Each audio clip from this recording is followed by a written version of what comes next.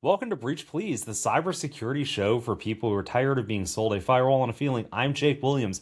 With me always is Jess Hebenstreit. Between the two of us, we've broken into networks, defended them, and shown up at 3 a.m. to clean up the messes that everybody else just has hot takes about online. When we tell you something's nonsense, take it to the bank. Here's the deal.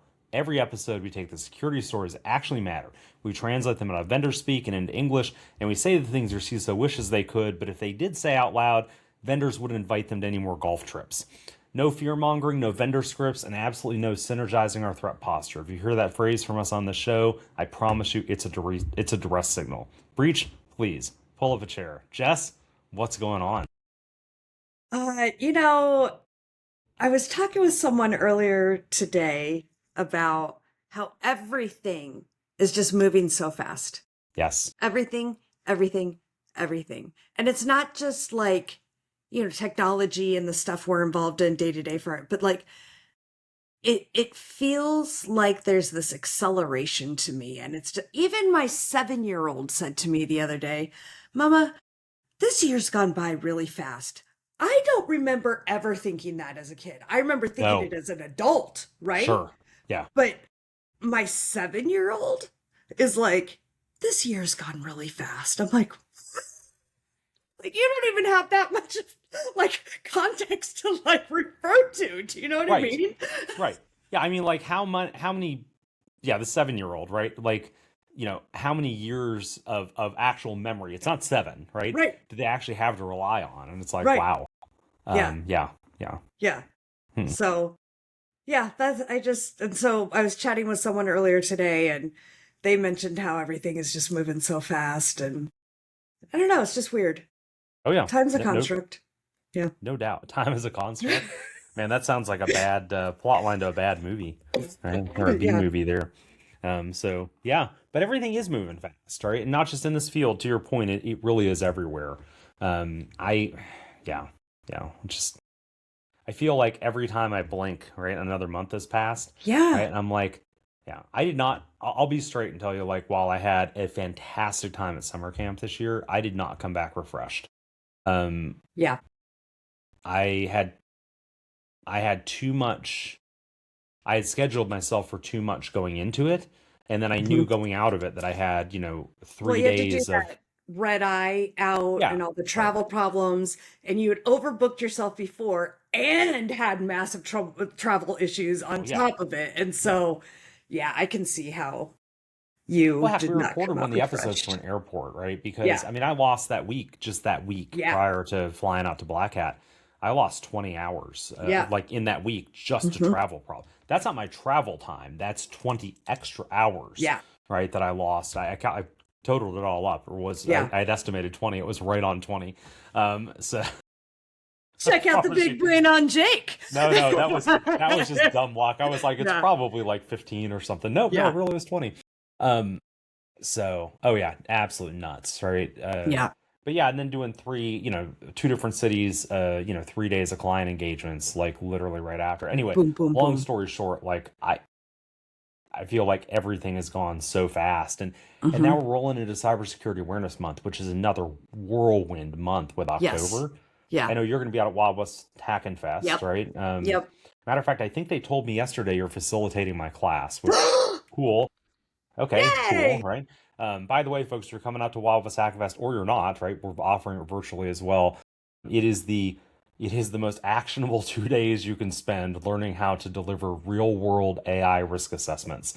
And so yeah. Anyway, this Friday, in fact, I'm teaching an online zero overlap with the other class other than Yeah. the word MCP. But I'm teaching a 1 day online with Anti-Siphon, So deep diving MCP. I did the AI Summit Anti-Siphon put on this past Friday, and it was so good. Oh, yeah, no doubt. It was so good. And Yeah. while I'm not in a full W-2 job right now, I've given myself a little more permission to like go do a whole day summit online, whereas I had the best of intentions before and just could never justify not getting work done to do that. And I am so glad that I attended that. It was just so good. Do you- I'm curious, do you feel like, because I hear the same thing that you just said from a lot of people. Hmm. I do it myself, right? Yeah. Where I'm like, I'm not going to give myself grace to like spend a full day doing professional development. And Hmm. I mean, do you what's the why do we I see feel less of that? guilty. Yeah, right. Yeah, Yeah, I feel guilty. And it's like, well, I need to be getting, especially when I'm in a W-2 job and like I'm a leader and like all of this, like, I need to be available for my people. I have deadlines for my projects. I have this, I have that, right? And I really, really struggled to allow myself to do the professional development, especially like remote. Like I can justify going to a conference, but when I'm at a conference, I do very little work because I am there to be at the conference and do learning. And so that's the only time I give myself permission to kind of, you know, unplug a little bit more.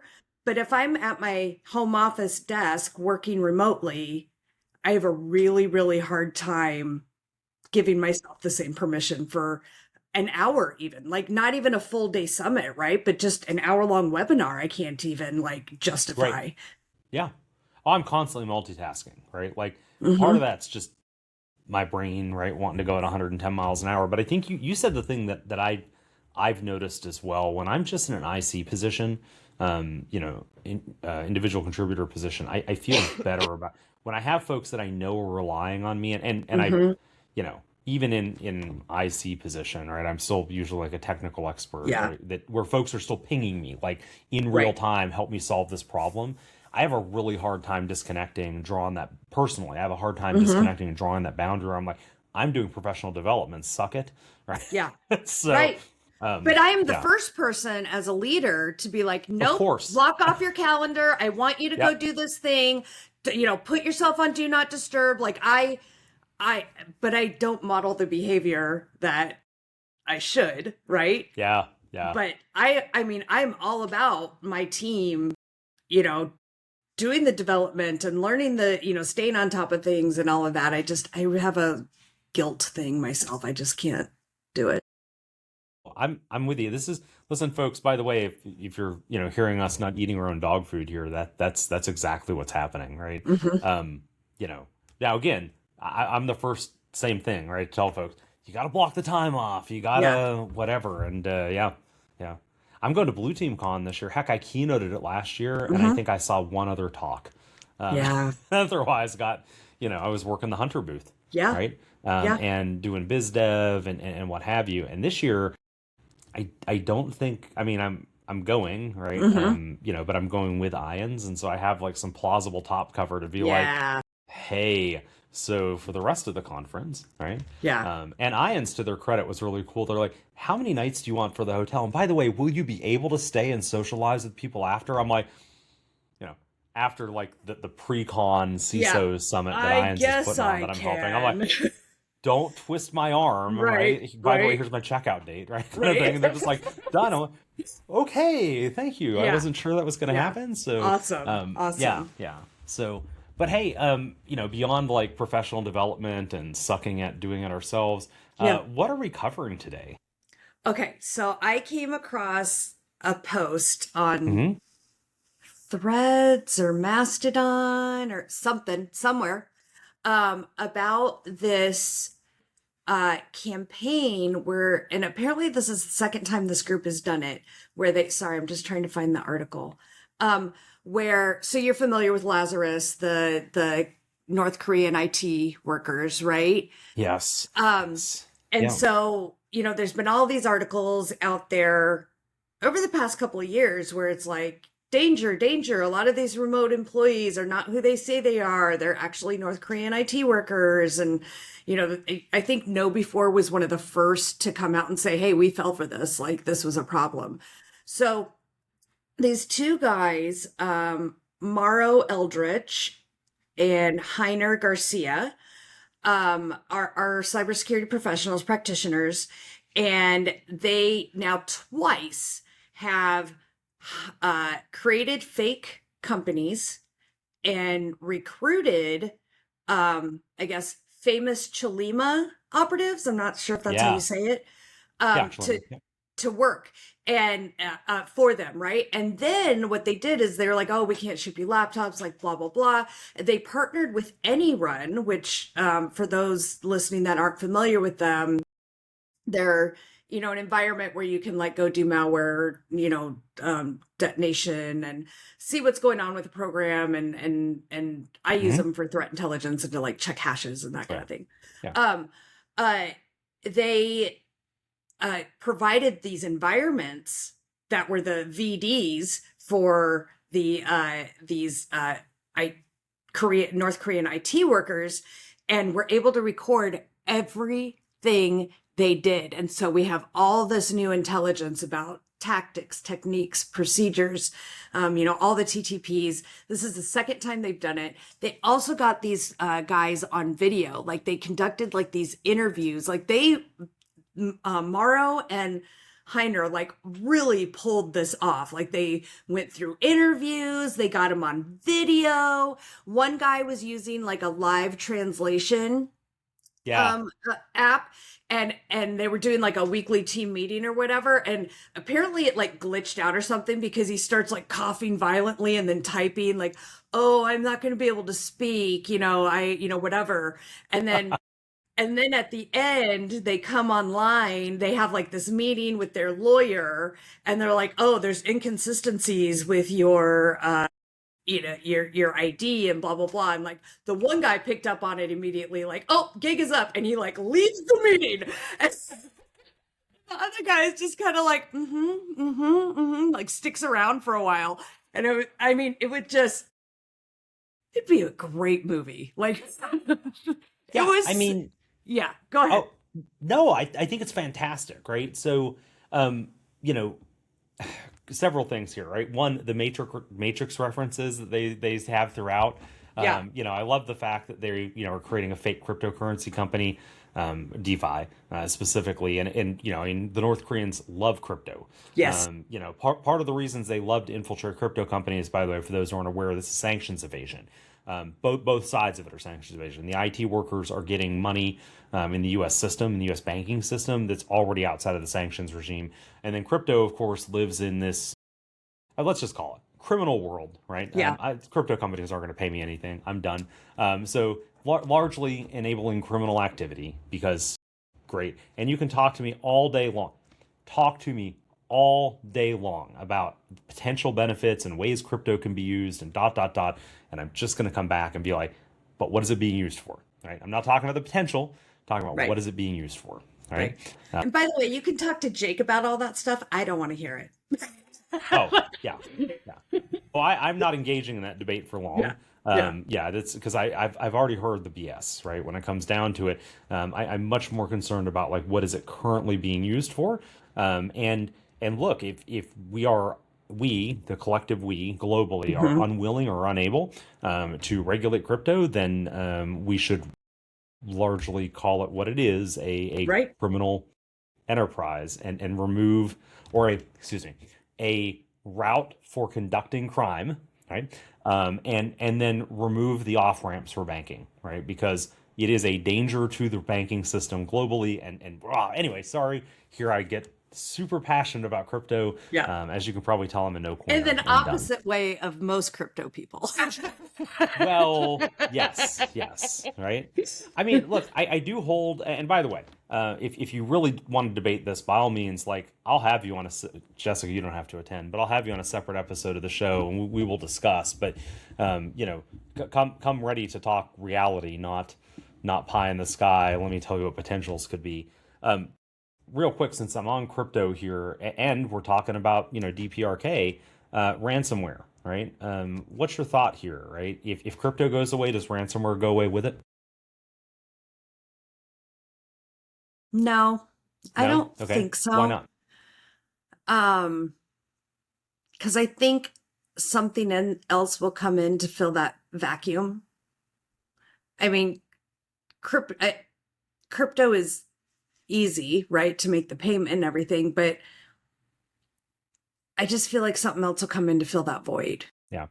I think you're right. At this point, I think we've hit a spot where there's such an ecosystem.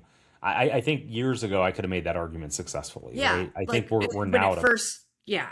Lockbit and all that, back in the day. Yeah, when ransomware as a service was a new thing, Yes. right? Yeah, Yes. yeah. Yeah. So I think now, to your point, I think I'm with you there.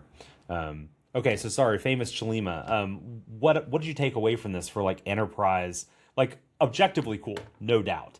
Yeah. Enterprise takeaways, where are they at? Enterprise takeaways. So, one, I think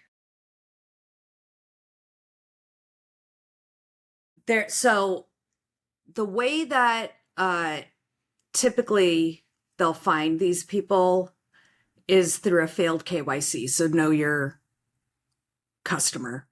And so that's where they're checking. And a lot of times it'll be like a camera, like a liveness test. You have to compare the ID, that kind of thing. There's companies that are out there that specialize in this. Typically to make sure you're compliant, like if you're financial services, to make sure you're compliant with like FinCEN and FinTrack and those kinds of things, and dollar transactions over a certain dollar amount, that kind of thing. But more and more, this is needing to be deployed for these kind of remote positions. And so I think there is some awareness, targeted awareness communications and conversations that need to happen with recruiters and your HR folks, right? To make them aware of this. I think take a look at the TTPs that were uncovered and see if there's anything you can go threat hunt for in your own environment, right? It was really interesting to read also, like these guys were fumbling about trying to do the job, right? They had no idea what they were doing. Yeah, this what's really interesting. I think that was my biggest takeaway from this because this does not align at all with obviously like they've got videos of this, like Yeah. fantastic. It obviously happened. This doesn't align at all with my experience, right? My experience with the ones that I've investigated have consistently been that right up to the point either that they were caught, right? Through some background check recurring, because again, they obviously were onboarded, or when they were tasked to deploy something they shouldn't be deploying, right? Then they got caught. Like, absent that, their managers were consistently like, I want 10 of these people, right? They're Right. fantastic workers, right? And so Right. like this idea of them fumbling around like just doesn't align with my experience. It's an interesting departure, it's an interesting case study, but my experience traditionally has been they're really good. Well, and it So was surprising to me to like read through that and watch the videos and stuff, because I was like, this is not my understanding of the technical ability right. of this type of person, right? That we hear about. And so it struck me as odd. Yep. Do you Yep. think it's a one-off and they just happen to get a group of, lesser capable folks, or is there a change potentially coming where they have too much opportunity and so they're having to hire B and C team people now? Like, what do you? Let me pitch option 3 to you, which is that there was a high index of suspicion that this was a ruse. Given that it Oh, was a brand new company, although most DeFi companies are brand new companies with very mhm. limited but all that said, right? Like you don't throw I don't think you throw your A team at a startup that you can't Yeah. pull a bunch of information about. And so I'm thinking this already is just the conditions of the experiment self-selected into being Mm. a B or a C team. Hmm. Yeah. Yeah, it's like you got to let your sock puppet soak for a while and then. Yeah, but I mean, there's no way to let it like unlike social. Like, this costs like there's a Right, real it costs. cost Yeah, to oh, developing, absolutely. right? Yeah, Yeah. yeah, I mean, heck, yeah, even developing a sock puppet, but this is far more expensive than yeah, that. So, yeah, 100%. um, yeah. So So, what are your takeaways? Anything, I mean, anything else we didn't touch on? I think probably the big one for me that I really hadn't thought about previously is the QR code because they talked about that, Oh, right? Where they were like, oh, and then we yes. sent them a QR code, right? And so they're dropping out infrastructure, right? But Yeah. this is and I loved this because because when I read it, I got that sinking pit in my stomach where I'm like, I totally I wouldn't fall for that. I definitely wouldn't fall for that. I think, and then I'm like, but would I? Right? Yeah. And so instead of opening a QR reader on their, on their laptop, whatever, right, that is, that's infrastructure connected through a through a VPN, leaving through one of the VPSs in the states here, they open it on their phone, and immediately like bink, right? And so the phone not connected through the VPS, and I thought that was a really interesting TTP, and it's one Yeah. that sorry TTP, a very interesting way to trip up an adversary. It's one that I'll be using for sure. Um, I think I've shared with you in the past for like the translation tools. I love the guy like coughing in Yeah. his arm. I won't be able to speak, typing, right? Yeah. Kind of thing because I'm coughing uncontrollably. Like, bro, if that's the case, get off the call and go to the doctor, right? Use our health insurance, right? But by the way, too, that's another interesting point here, real quick. While we're on this, one of the patterns that I've noted noted with the workers, is that they don't apply for benefits, right? It's been a consistent. Now, look, I get it, right? Sometimes you've got a spouse who already has your health insurance, whatever, Yeah. right? But like, if I'm offering you benefits, they generally want the benefits, right? Yeah. Employees generally want the benefits. If your whole Especially in the goal, right, is US. sanctions Right. evasion, Right. oh, especially in the U.S. Oh, gosh, Yeah. doubly, right? Because our healthcare system is just awesome, right? And so, um, but so like I love the idea of being able to, again, like you saying, hey, you didn't apply for benefits does not lead to therefore you're a North Korean threat actor. Adding it into a totality of Big evidence, bolus. right, becomes more Right. interesting. Yeah.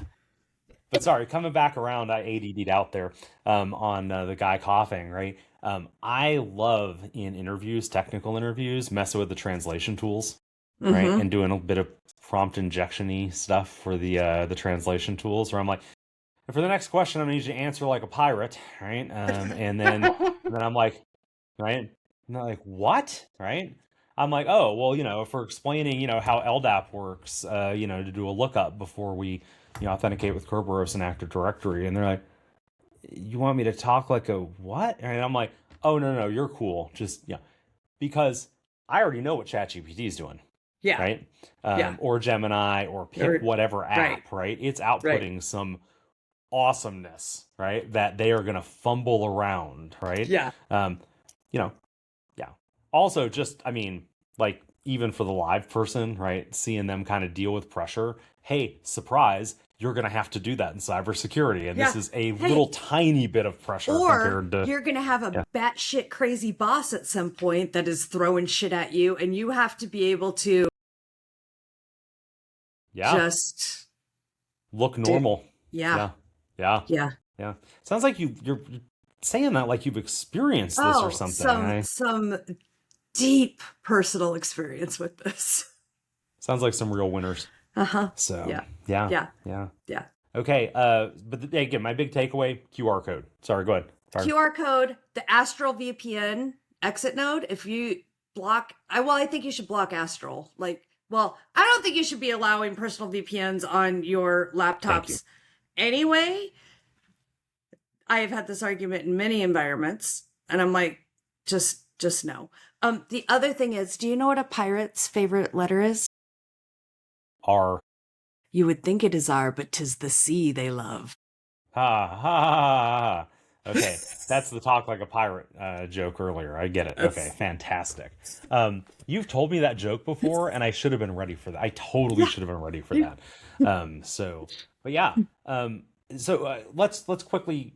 You know what? Let's table the VPN thing. That could be a whole episode, and Okay. it should be a whole episode at some point with the discussion. So, what next? We were going to talk about the Spider-Man ads. Yeah. Yeah. Right? Yeah. Yeah. Yeah. Yeah. Okay. You start. Yeah. Okay. So I saw this piece come across on Disconnect. Of course, we'll put these in the in the show notes here. Yeah. But Paris Marks. By the way, if you don't listen to his podcast, you totally should. It's called Tech Won't Save Us. It is amazing. Now, granted, he's a little bit of Luddite for my tastes, right? But he does bring up some really important points, like trying to de-US yourself from, he's Canadian, right? De-US yourself from the surveillance economy, all that, because, that's a thing, right? Mm-hmm. No joke, right? I think we're living through right now what is, and I promise I'll come back to the Spider-Man thing, but what is a very tangible example of, like, if you're dependent on U.S. tech, you are also dependent of the whims of the U.S. electorate, Mm-hmm. and whoever they elect. We saw very tangibly, right? We saw Fable go down and be fully restricted, right? And that was at the whims of the U.S. Now, the U.S. leadership, be very real. Anthropic was not told to shut it down. Anthropic was told to restrict access, right, to only U.S. persons, Do you know what it and they couldn't reminds me figure out how to of? do it. Go ahead. Yeah. Sorry. Yeah. Do you remember in the late 90s, Phil Zimmerman and Yes. PGP and export Yes. controls? That Yes. is Yes. immediately what I thought of. So for our Well, so friends, I think it's go yeah. ahead. Oh, go ahead. No, please go ahead. Okay, so Phil Zimmerman, creator of PGP, pretty good pretty good Pretty good PGP, privacy. pretty good privacy. Oh my God, I haven't had to like say it for a long time. Anyway, Didn't encryption. Sorry, just for the audience here, weren't you up last night working incidents? Is that the Yes, case? Or I was. okay, That's why there's anyway, these yeah, bags and yeah, yes, yes. So thank you. or working an Um, incident, I guess. But yeah, yeah. So uh in the late 90s, early 2000s, there was, well, there is ITAR, right? So these import export regulations in the United States. And it says like you can't, export, certain things. Well, PGP was put on there because exporting the algorithm for PGP was deemed, the encryption algorithm was deemed a threat to national security.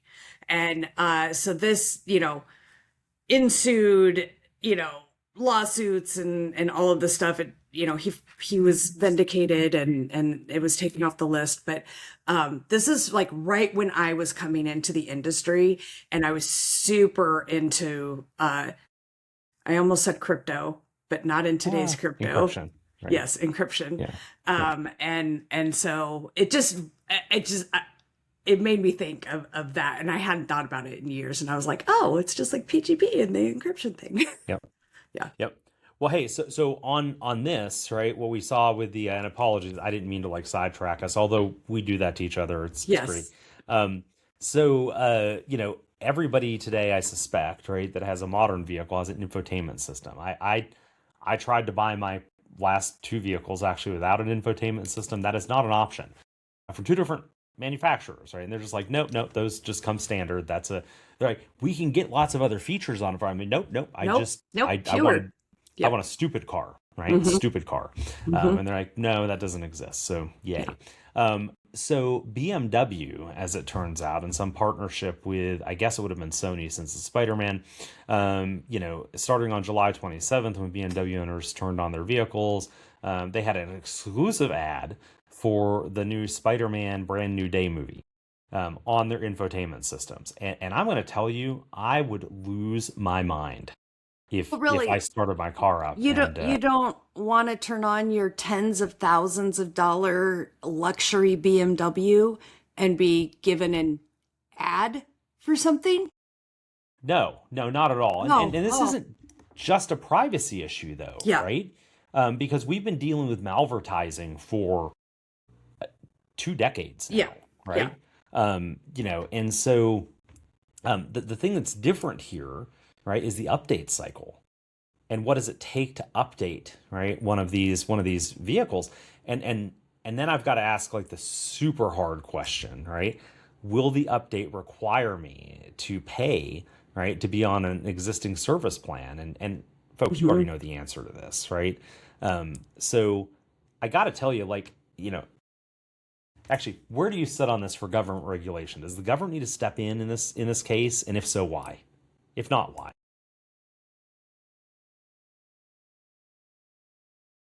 I don't think we're there yet.